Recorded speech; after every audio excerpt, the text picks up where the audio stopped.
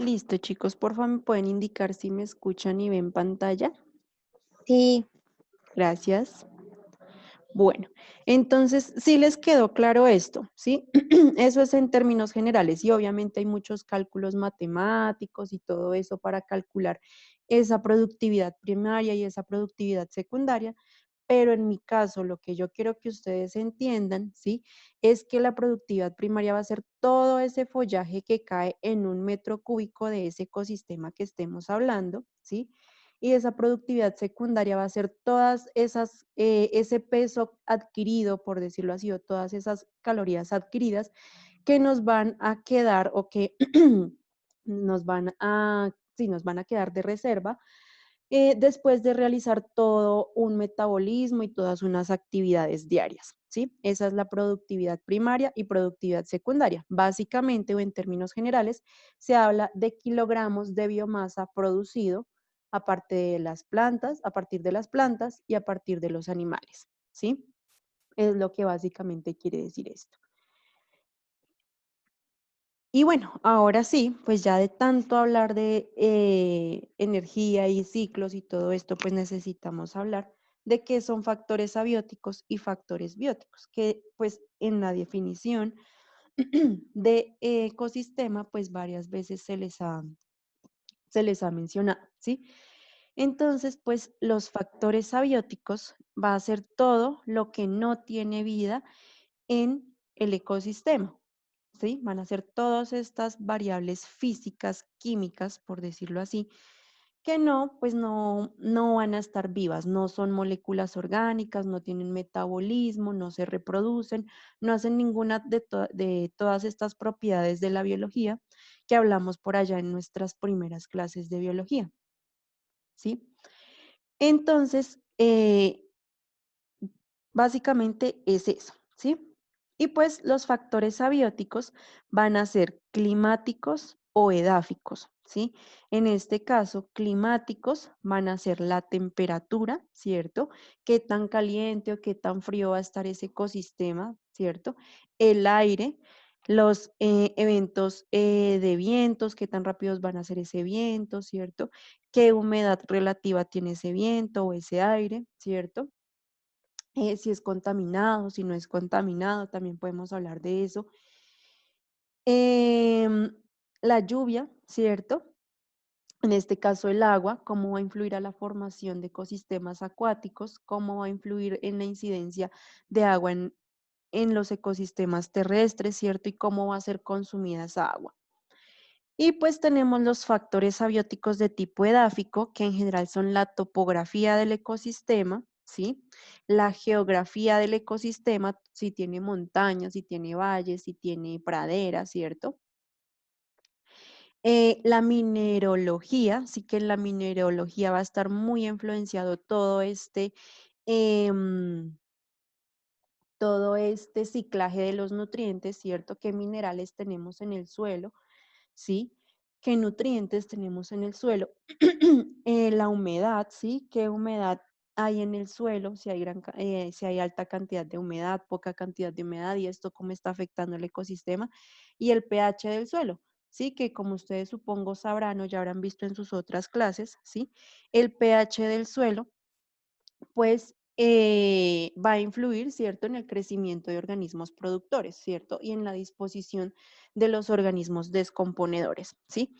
Y pues es importante que sepan que todos estos factores, ¿cierto?, son principales o son muy importantes, ¿cierto?, para que se genere la vida que va a conformar cierto ecosistema, ¿cierto? Acá, como ustedes ya saben, pues vamos a tener temperaturas bajas, ¿cierto?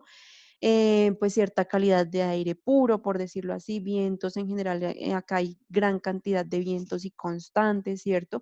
Mucha lluvia acá para el Valle de Sibundoy, ¿cierto? Una topografía y una geografía con altas pendientes, muchas montañas, muchos ríos, ¿cierto? Un valle, ¿cierto? Mineralogía de acá pues no conozco, la verdad, supongo que hay gran cantidad de nutrientes, pero minerales, la verdad, no sé.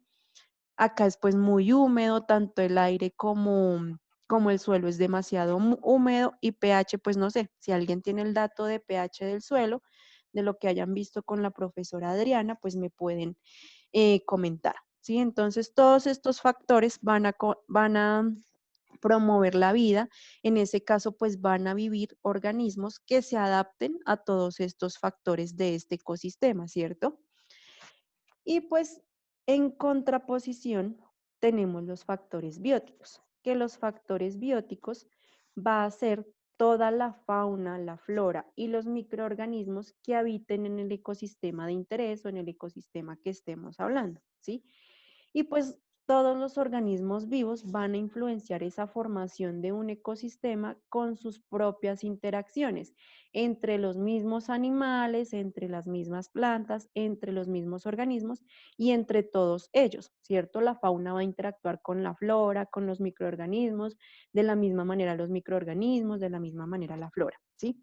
Y la disposición de todos ellos en el ecosistema, cómo estén organizados en el ecosistema, cómo interactúan con estos factores abióticos, pues van a influenciar el cómo esté formado ese ecosistema, cómo funcione, dónde se disponga, qué tenga, qué no tenga, ¿cierto? Y pues los factores bióticos pues van a tener o deben tener cierto comportamiento y ciertas características fisiológicas, es decir, corporales, metabólicas, etcétera, etcétera, que pues van a permitir su supervivencia, ¿cierto? Entonces todas esas características fisiológicas, búsqueda de cierto tipo de alimento, búsqueda de cierto tipo de hembras para reproducción, perdón, búsqueda de hábitat, ¿cierto? O de nido, por decirlo así. Entonces, todas esas características fisiológicas, sí, pues van a indicar, van a permitir que el organismo busque su propia supervivencia. Por ejemplo, un pajarito va a buscar, no sé, semillas o insectos para alimentarse, va a tratar de hacer un pajarito macho, pues va a tratar de hacer cortejo para la hembra para poderse reproducir y generar pues su propia progenie. También va a buscar, no sé, nidos muy altos porque les funciona más vivir en partes altas de los árboles que en partes bajas. Entonces ya depende de las mismas características de cada uno de los organismos que se encuentren dentro del ecosistema, ¿sí? Y pues la condición de compartir un ambiente va a ocasionar lo que es la competencia, ¿sí? Como les decía, va a haber competencia entre la fauna y la flora, entre la flora y los microorganismos, ¿cierto? Va a haber competencia dentro de los mismos animales, dentro de las mismas plantas, entre los mismos microorganismos, ¿cierto? Y el que haya competencia, pues va a favorecer todas esas interacciones entre los diferentes organismos y pues que se mantenga el mismo funcionamiento del ecosistema, ¿sí? Entonces competir por cierto tipo de planta, ¿sí? Entonces el competir por una planta que produce mucha semilla, entonces pues favorece a que se dispersen esas semillas de esa planta, por ejemplo, o que se disminuyan la población de X planta, ¿sí? Bueno, pero eso de competencia ya lo hablaremos más adelante, ¿sí? Antes de continuar, pues yo quiero llamar lista, aprovechando que ya estoy en los 20. Voy a llamar lista antes de que se me olvide. Bueno, prenden su microfonito y ya saben. Apunte Fiorella. Presente. Arcos Juliana. Arcos Juliana. Arevalo Jessica. Presente. Benítez Esteban. Presente. Buccelli Michelle.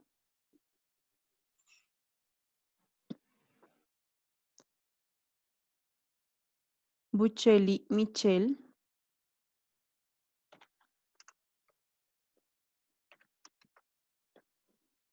Cabrera Carlos. Sí, profe. Castro Luceni. Presente, profe. Chindoy Jacqueline. Presente. Coral Stephanie. Presente. Cuarán Adriana.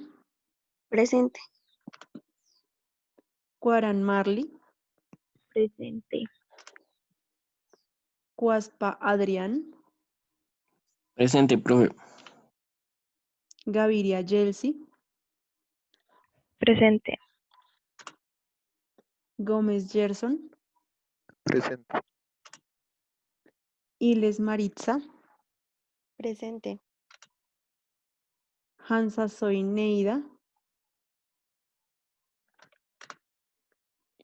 Lombana Laura, Presente. Luna Manuel, Luna Manuel, Luna Joana, Presente, profe. Mayama Lina,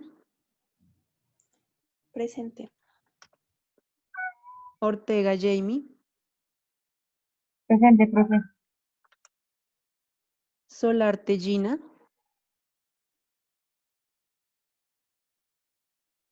Solarte Gina, Valenzuela Juan,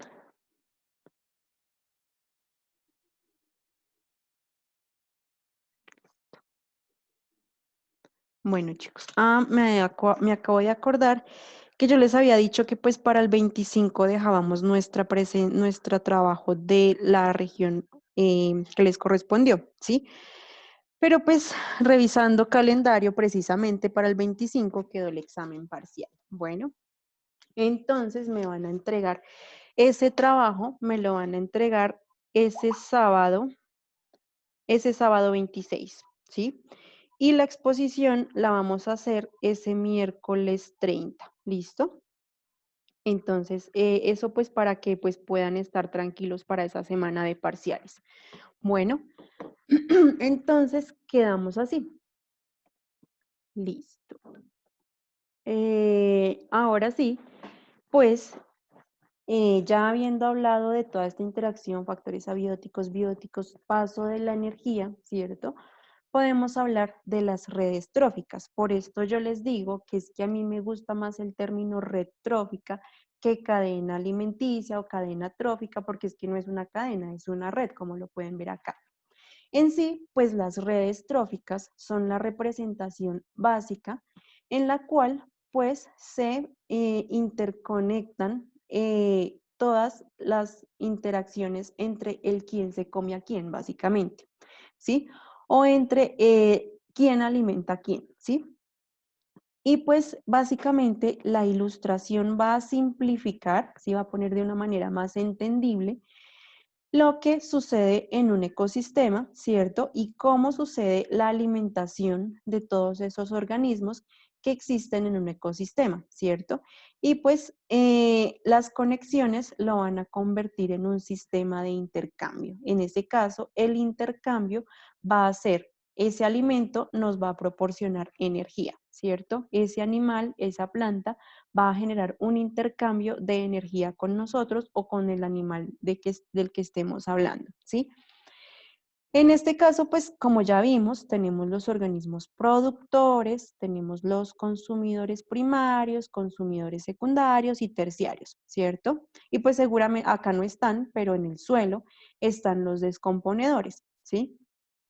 Entonces, en este caso, pues tenemos que el conejito se come a la zanahoria y que pues el zorro se va a comer al conejo, ¿sí? Pero no solamente el zorro se alimenta de conejos, sino que también se alimenta de aves. Y no solo el conejo se alimenta de zanahoria, sino que también se alimenta de hierbas. En este caso, el saltamonte se alimenta de hierbas y de cereales, ¿sí? Y lo mismo sucede, el conejo seguramente no solamente va a ser consumido por el zorro, sino que también va a ser consumido por los búhos o por todas estas aves,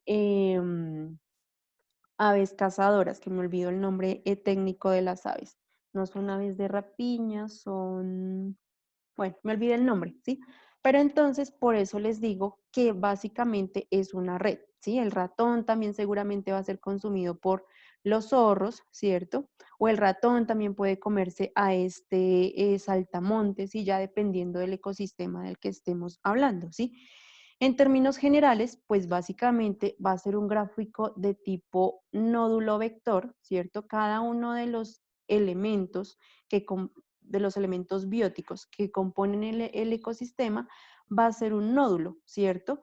y cada una de las flechas que indican el quién se come a quién o el quién se alimenta de quién, ¿cierto? Van a ser esos vectores, ¿cierto? Y el vector va a estar señalando al animal que come, ¿cierto? O que caza. En este caso, esta ave se come a este cereal, o básicamente este cereal alimenta a esta ave. Este saltamontes alimenta a esta ave y a este búho, este ratoncito a este búho, también seguramente a este zorro, y el conejo así, cada uno de estos animales va a pues a implicar las diferentes interacciones con cada uno de los organismos, ¿sí? Por eso ya les he hablado tanto de niveles tróficos, de redes tróficas y todo esto, pues para que entiendan que la interacción de un animal o de un organismo en un ecosistema no solamente va a ser que este zorro únicamente interactúe con este conejo, sino que seguramente va a interactuar con otros organismos para alimentación, ¿cierto? Y así se va a sostener el ecosistema. En ese caso, pues los zorros van a cumplir con la función de mantener reguladas las poblaciones de conejos, ¿sí? Cuando disminuya la población de conejos, pues va a empezar a disminuir la población de zorros porque no va a haber alimento eh, del que puedan conseguir, ¿cierto? En este caso, cuando solo se alimenta de conejos. Si se alimentara de ratones, también, ¿cierto? Pues entonces de pronto al disminuir la población de conejos, pues la población de zorros podría mantenerse en pie a partir de la de ratones, ¿cierto? Y así con este ejemplo les puedo dar a entender que dentro de un ecosistema, cuando un ecosistema está bien y no está alterado, se van regulando las mismas poblaciones, tanto de productores como de consumidores, como bueno, herbívoros y carnívoros, ¿sí?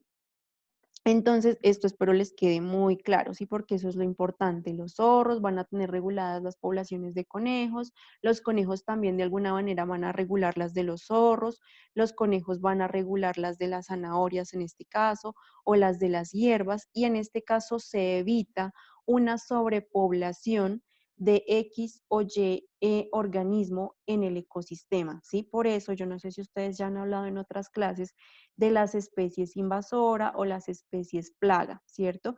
Que alteran todas estas cadenas o alguna de estas cadenas y esas especies invasoras empiezan a crecer en número poblacional, empiezan a ser muy grandes y empiezan a causar daños en el ecosistema, ¿cierto? No hay quien las controle, no hay enemigos naturales, ¿cierto? En este caso el zorro es el enemigo natural del conejo, ¿cierto? En esas especies invasoras en general no hay enemigos naturales, no hay quien las controle, ¿cierto? Y por ello es ese problema, ese es uno de los segundos, ese es el segundo, más bien, el segundo factor que afecta ecosistemas. El primer factor somos nosotros los humanos, el segundo factor son las especies invasoras, ¿sí? Eso pues es importantísimo. Y pues ya habiendo hablado de lo que es una red trófica, podemos hablar de los tipos de redes, ¿sí? En este caso, la red de comunidad o conectividad, ¿sí?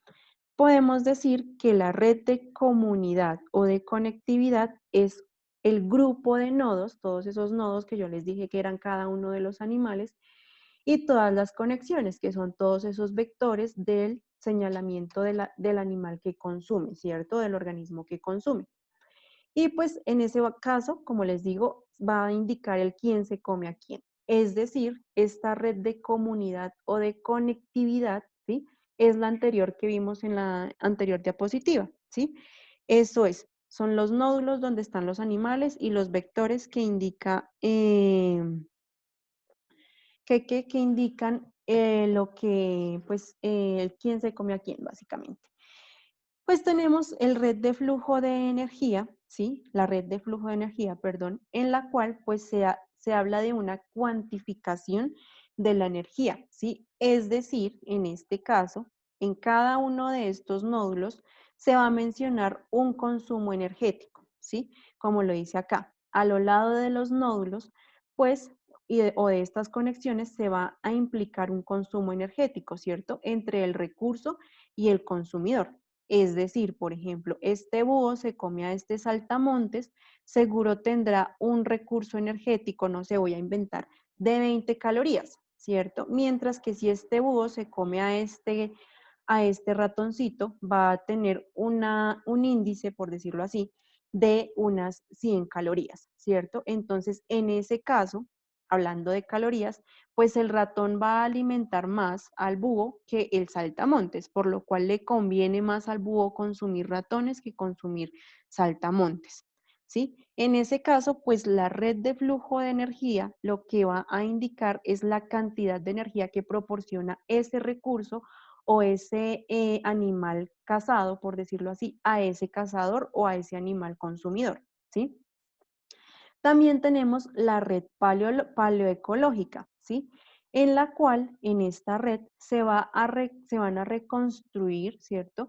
Ecosistemas que se pueden entender a partir del registro fósil, ¿sí? Es decir, por estas redes paleoecológicas es que podemos entender qué era lo que consumían los dinosaurios en aquella época que existieron, ¿sí? Entonces, que el dinosaurio de cuello muy largo, los que sepan de dinosaurios me corregirán los nombres, que el dinosaurio de cuello muy largo consumía plantas. Entonces, por lo tanto, este dinosaurio era herbívoro, que el tiranosaurio rex era carnívoro, ¿cierto?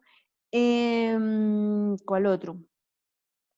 No sé, este chiquitito que tiene como una corona en la cabeza, no sé cómo decirlo, me disculparán, que comía en general frutos y algunos animales, ¿sí? Entonces ahí, a partir del registro fósil, en general de la disposición de los dientes y de la forma de los dientes, se puede entender qué era lo que consumía un organismo, pues cuando existió, ¿sí? En ese caso, pues para que entiendan cómo es que se hace esto, ¿cierto? Entonces, por ejemplo, han visto ustedes que el tiranosaurio Rex, ¿cierto? Me disculpan los dibujos, esta es la boca, ¿no? El tiranosaurio Rex tiene dientes como puntuditos, ¿sí? En ese caso, pues esos dientes puntuditos van a ser de tipo molar carnacial, ¿cierto? Entonces, en ese caso, pues se puede entender que comía carne. Ese molar carnacial en general es así como una punta, como con unas bolitas acá, ¿cierto? Y una base, bueno, acá me faltan las raíces de ese diente, ¿sí? Entonces, este molar indica que ese animal o que ese dinosaurio comía carne, ¿cierto? Se comía a otros dinosaurios o a otros mamíferos, cualquier otro animal, ¿cierto? Mientras que ese dinosaurio de cuello largo, yo no sé, me estoy imaginando, es la era de hielo, ¿cierto? La última de la era de hielo, que sale ese tiranosaurio Rex, ¿cierto? Que tiene los bebecitos. Y pues sale también ese dinosaurio de cuello muy largo. Si ustedes lo han visto, cómo muestran que come ese dinosaurio de cuello muy largo, en general tiene dientecitos o tiene molares, ¿cierto? Por decirlo así, tiene molares como muy parecidos a los de nosotros, ¿sí? Con sus raicitas tienen molares casi de tipo plano. En ese caso, pues al tener molares planitos, se da a entender que masticaba mucho, entonces en ese caso, pues comía plantas, ¿cierto? Ustedes le ven los dientes a una vaca o a un caballo y esos dientes son planitos, ¿cierto? Porque se la pasan más que, ¿cierto? Eh, cierta o gran cantidad de plantas, ¿sí? Entonces, por eso, un molar puntudo, ¿cierto? Para desgarrar carne y un molar planito, pues para mascar y machacar plantas, ¿sí? Entonces, por eso, en ese caso, la red paleoecológica nos puede dar a entender qué era lo que se consumía antes, los animales que existieron hace mucho tiempo, ¿sí? Y pues tenemos la red funcional, que la red funcional, ¿sí? Nos va a dar a entender las conexiones que tienen mayor fuerza, ¿sí? O que van a tener, o las conexiones que indican que hay mayor interacción entre esos animales o entre esos organismos del ecosistema, ¿sí? Y por lo tanto, va a haber mayor peso en la organización de la comunidad de acuerdo a esas interacciones que sean más fuertes, ¿sí? Lo cual indica que pues hay ciertos comportamientos, ¿cierto? Donde hay diferentes fuerzas de interacción, es decir, una interacción va a ser mucho más fuerte que otra, ¿cierto? Y pues se va a enfatizar en la importancia de mantener la integridad de una comunidad, ¿sí? En ese caso, el ejemplo que les hacía antes. les decía que este saltamontes, ¿cierto? Pues le proporciona menos energía que este ratón a este búho.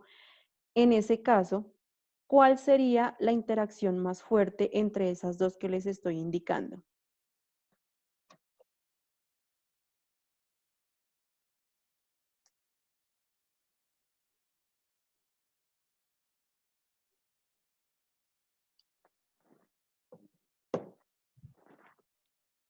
Chicos, sabiendo que este saltamontes alimenta menos, o se los pongo al revés, sabiendo que este ratón alimenta más a este búho que este saltamontes, ¿cuál sería la interacción más fuerte en ese caso? ¿Ninguno? Recuerden que mis preguntas de parcial son más o menos así. Si se acuerdan de la del parcial de biología, de cuando fue presencial, ¿cierto? Mis preguntas eran muy de análisis y mis preguntas de parcial de este parcial van a ser más o menos así. ¿Cuál interacción en este caso va a ser más fuerte? ¿Sí me están escuchando, cierto?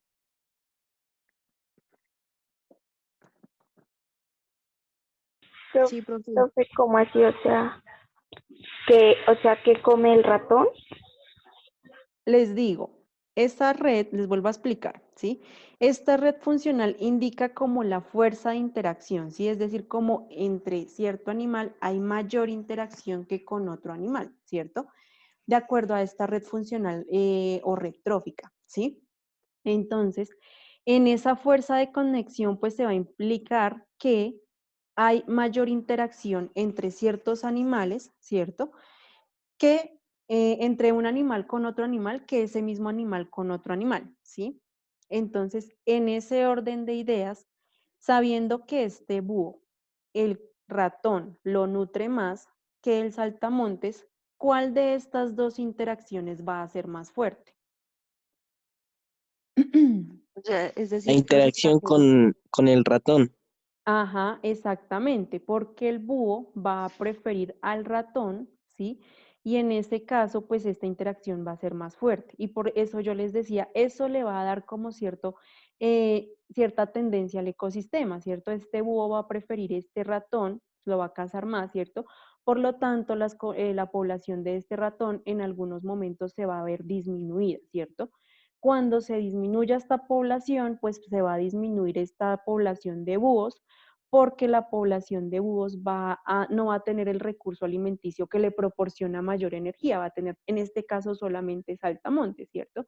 Y entonces cuando disminuya esta, posteriormente va a disminuir esta, cuando disminuya esta, va a aumentar esta. Y así se va a ver una interacción entre ambos organismos. Entonces, en este caso, esta interacción va a ser mucho más fuerte, va a preferir el búho más al ratón que al saltamontes, ¿sí? En ese caso, eso es lo que indica esa red funcional. Es decir, que si yo en el parcial les pregunto, les digo, el ratón le proporciona 100 calorías al búho y el saltamontes 20 calorías al búho. ¿Cuál sería en la red funcional, en la red trófica funcional, cuál sería la interacción más fuerte? Ustedes ya me dicen la del ratón con el búho, ¿cierto? En ese caso, ya ustedes le ponen análisis a esas preguntas, ¿sí? Y eso, entonces si les pongo una red paleoecológica, entonces les digo, este dinosaurio tenía cierto tipo de diente que consumía, ¿cierto? Entonces ahí ustedes a partir de esto, ¿cierto? De esta información ya pueden entender cómo es que funciona tróficamente o cómo funcionan esas redes en un ecosistema, ¿sí? En general me olvidé decirles que en esas redes tróficas funcionales, ¿sí? Se va a ver más o se van a, ¿cómo les digo yo? Se van a marcar mayormente las flechas que tienen mayor interacción. Entonces, esta flecha va a ser mucho más ancha, ¿cierto? Va a ser mucho más ancha que esta, por lo cual en esas redes funcionales, esta flecha nos va a indicar que hay mayor interacción de este búho con este ratón, ¿sí? Entonces, piensen, esta red trófica tan pequeñita de 3, 6, 9, ¿cierto? Organismos, imagínense cómo llega a ser una red completa de un ecosistema, ¿sí? Entonces, en ese caso, una red completa de un ecosistema, pues obviamente es casi que imposible de hacer, ¿cierto? Por lo cual, como les digo acá, se hacen representaciones simplificadas, ¿cierto? Que nos ayudan a simplificar, nos ayudan a entender cómo es que está funcionando ese ecosistema a partir de lo que se entiende que cada uno de los organismos que se encontraron en ese ecosistema se están alimentando, ¿sí? Si ustedes buscan artículos científicos y son curiosos, pueden ver que hay estudios ecosistemáticos en el cual se habla de alimentación, del que se alimentan cada animal y cómo vienen a hacer estas interacciones ecológicas, ¿sí? Eso básicamente es lo que sucede. Bueno, y pues ya habiéndoles hablado de red trófica, les puedo hablar de lo que es una especie clave o una especie bandera, ¿sí? En este caso, una especie clave o una especie bandera van a ser esas especies, esos organismos que son sumamente importantes para el funcionamiento del ecosistema, ¿sí? En ese caso, pues hay en sí dos definiciones para especie clave o especie bandera, pero en sí son básicamente lo mismo. Estas especies pues van a desempeñar un papel fundamental, un papel importantísimo en el ecosistema, porque son las que van a ayudar a mantener, a darle, ¿cierto?, un mantenimiento a la estructura de la comunidad ecológica, ¿sí? En ese caso, eh, ese, eh, ese funcionamiento, ¿cierto? Esa estructura ecológica depende de ese animal. Es decir, van a actuar a manera de piedra angular. La piedra, ¿alguien sabe qué es una piedra angular?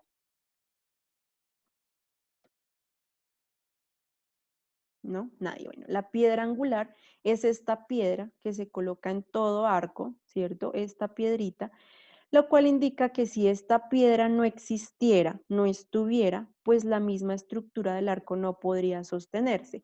Por más de que hubiera mucho cemento acá y muchos ladrillos y mucha cosa que estuvieran sosteniendo ese arco, ¿cierto?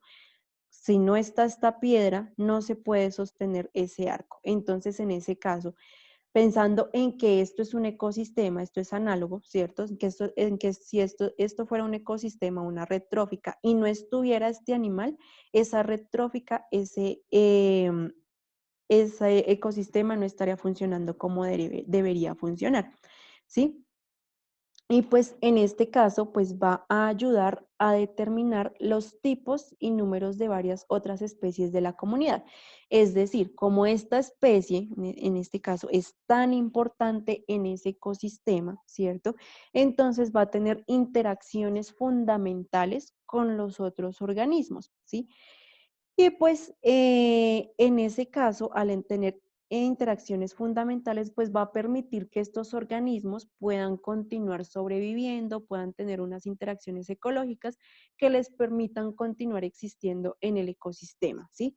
Por eso acá les indico que esas especies clave o esas especies bandera van a jugar un papel único y crucial en la forma en la que funciona un ecosistema, ¿sí? Sin estas especies clave o sin estas especies banderas, ¿sí? El ecosistema se vería drásticamente afectado, cambiaría, no funcionaría de la misma manera o hasta el punto de que el ecosistema dejara de existir por completo, ¿sí? Entonces, en ese caso, pues tenemos que las especies bandera, ¿sí? Van a ser estas especies que pues son importantes para el sostenimiento de no solo las especies, sino de varias especies que ayudan a mantener el mismo sostenimiento del ecosistema y la misma funcionalidad del ecosistema, ¿sí? También las especies bandera van a ser muchas veces estas especies que ayudan a generar este sostenimiento del ecosistema, pero que además también son muy llamativas, ¿sí?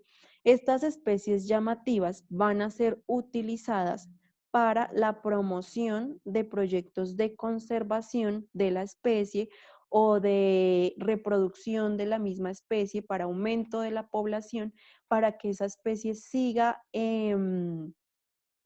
existiendo en esos ecosistemas y por lo tanto esas interacciones fundamentales, ese funcionamiento del ecosistema siga existiendo, ¿sí? En este caso les tengo el ejemplo del el lince ibérico, ¿sí?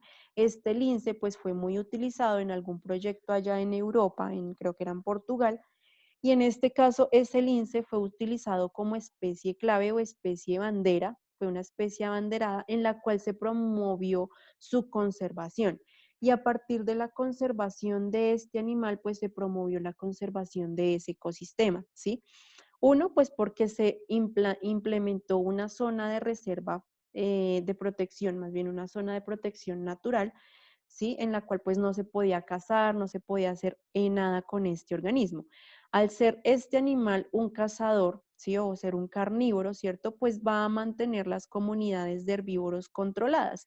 Y al mantener las comunidades de herbívoros controladas, las plantaciones, los organismos productores van a poder continuar sobreviviendo, ¿sí? Entonces, en este caso, esta es una especie clave, una especie bandera, por el hecho de ser llamativa, de ser muy bonita, ¿cierto?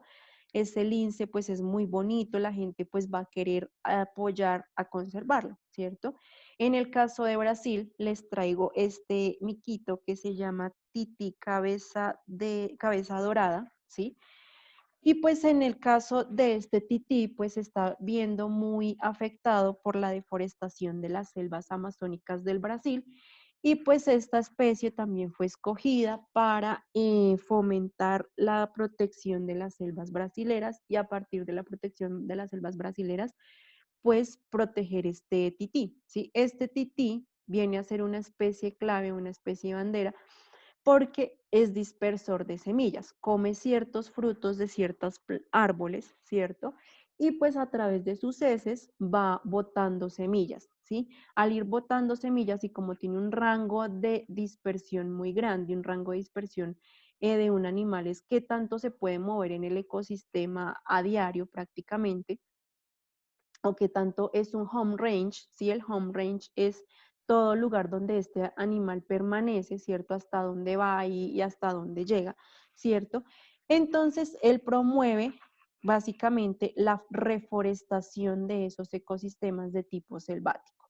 Como promueve la reforestación, como crecen tantos árboles, de esos árboles pues van a depender otras especies, tanto insectos, aves, mamíferos, etcétera, etcétera, a partir de que les brinda vivienda y les brindará seguramente alimento y protección ese árbol, ¿sí? Entonces, promover que este tití sea conservado, pues va a promover que esas selvas sean reforestadas gracias a él, ¿sí? Es decir, es una especie clave. Si él no estuviera, si él no estuviera generando toda esta reforestación de este ecosistema, el ecosistema no se estuviera viendo, no se estuviera viendo